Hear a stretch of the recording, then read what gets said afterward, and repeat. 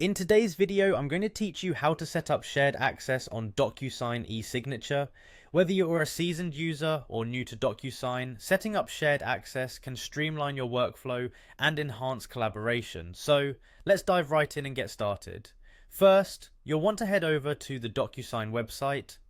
Type in the URL directly or use your favorite search engine to locate Docusign's homepage. Once you're there, look for the login button. It's usually positioned at the top right corner of the page.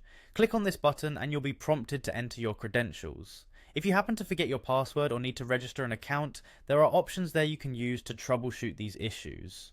Once logged in, you'll want to navigate to Docusign Home. This is typically accessible from the main navigation bar and is your hub for managing all your documents and activities within Docusign. Take a moment to familiarize yourself with this area, as it's where you'll find and manage your documents in the future. Now look for the My Preferences section. This is where we'll begin setting up shared access. My Preferences is often found under your profile or account settings. When you click on this option, you'll be transported to a new page where you can adjust various settings according to your preferences. Next, click on Shared Access. This feature is indispensable if you want to share access to your documents with colleagues or team members. It offers a way to delegate signing and management tasks to others, which can save you a lot of time and effort. So locate Shared Access on the list and give it a click. After you've opened the shared access settings, you'll see an option labeled Share Access with Others. By clicking on this, you can start the process of inviting others to access your Docusign account.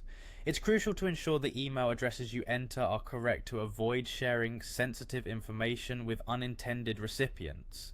Pay close attention to any prompts to define the level of access and permissions for each individual you invite. These may include options for viewing, signing, or managing documents. Choose the permissions that align with your team's needs, and just like that, you've successfully set up shared access in Docusign Esignature.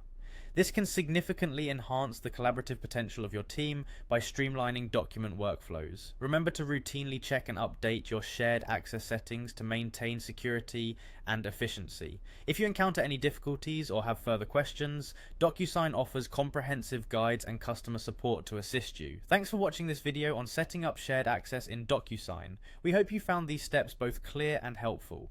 Remember, sharing and collaboration are key to maximizing the efficiency of your document workflows. We'll see you in our next tutorial.